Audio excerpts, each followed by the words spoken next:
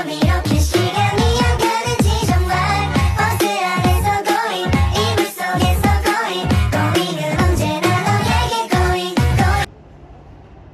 Assalamualaikum warahmatullahi wabarakatuh. Waalaikumsalam warahmatullahi wabarakatuh. Selamat pagi anak-anak ibu. Selamat pagi, Bu. Apa kabar pada hari ini? Baik, Bu. Ada dalam keadaan sakit? Tidak, Bu. Oke. Pagi hari ini Ibu absen dulu ya. Rani, hadir Bu. Nika, saya Bu. Eren, hadir Bu. Halimah, hadir Bu. Deo, Hadir, Bu. Felis, Agustin. Hadir, Bu. Dan hadir semua ya. Oke. Di sini pada pagi hari ini Ibu akan menjelaskan mengenai konsep layanan publik. Nah, sebelum Ibu menjelaskan, ada yang tahu apa itu konsep layanan publik? Tidak. Tidak, Bu. Tidak, Bu. Baiklah.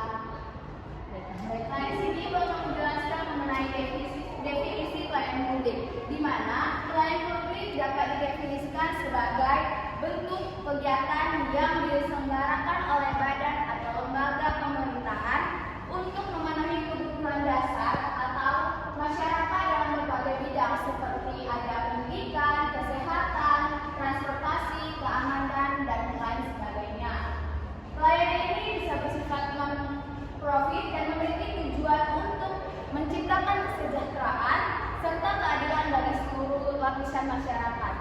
Selanjutnya, Ibu akan menjelaskan mengenai karakteristik pelayanan publik. Siapa yang mau membaca mengenai karakteristik pelayanan publik? Saya, Bu. Baik, anak Eren, silakan membaca mengenai karakteristik pelayanan publik. Baik, di sini saya akan memaparkan mengenai karakteristik pelayanan publik. Yang pertama itu ada aksesibilitas, di mana masyarakat harus dapat dengan mudah mengakses layanan yang diberikan oleh pemerintah, baik dari segi lokasi, waktu maupun prosedur yang tidak menyulitkan. Yang kedua itu ada kualitas layanan, di mana kualitas layanan harus sesuai dengan standar yang telah ditentukan dengan memperhatikan kebutuhan dan harapan masyarakat.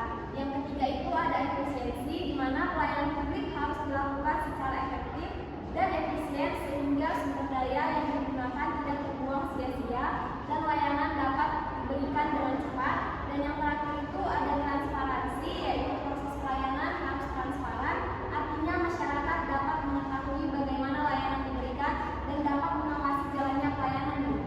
Baik, terima kasih ya. Ya benar, karakteristik pelayanan publik dibagi menjadi 4 bagian. Yang pertama itu ada aksesibilitas, dan yang kedua itu ada kualitas layanan, dan yang ketiga itu ada efisien, dan terakhir itu ada transparansi. Terima kasih anak Eren. Selanjutnya Ibu akan menjelaskan mengenai prinsip-prinsip pelayanan publik. Ada 5 prinsip pelayanan publik. Yang pertama itu ada prinsip keadilan. Siapa yang tahu mengenai prinsip keadilan? Siapa yang bisa menjelaskan mengenai prinsip keadilan? Ada, Bu. Baik, anak Theo, silakan menjelaskan. Kalau menurut saya, keadilan itu dibagi sama rata, Bu. Jadi tidak ada yang lebih banyak, tidak ada yang lebih sedikit. Baik, terima kasih. Benar anak Theo. Setiap masyarakat berhak mendapatkan pelayanan yang sama tanpa adanya diskriminasi. Baik, selanjutnya itu ada prinsip kepastian hukum. Siapa yang bisa menjelaskan mengenai prinsip kepastian hukum?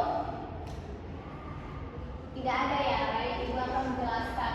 Prinsip kepastian hukum, pelayanan publik harus dilakukan dan dilaksanakan berdasarkan peraturan jelas dan sah. Yang ketiga itu ada prinsip profesionalitas, yang dimana petugas pelayanan publik harus memiliki kompetensi yang memadai untuk memberikan layanan yang baik.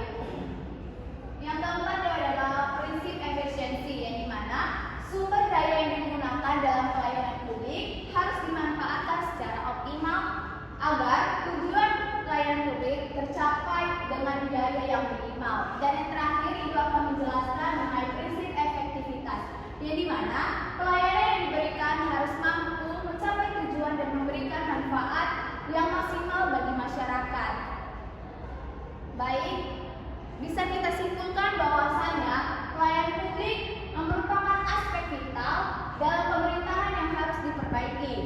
Dengan memahami konsep, prinsip, dan tantangan pelayanan publik, kita dapat berusaha menciptakan sistem pelayanan yang lebih efisien, efektif, dan transparansi.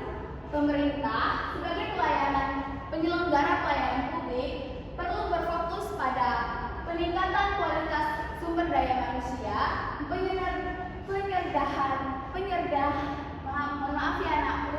penyederhanaan prosedur birokrasi, dan pemanfaatan teknologi agar pelayanan yang diberikan dapat memenuhi kebutuhan masyarakat.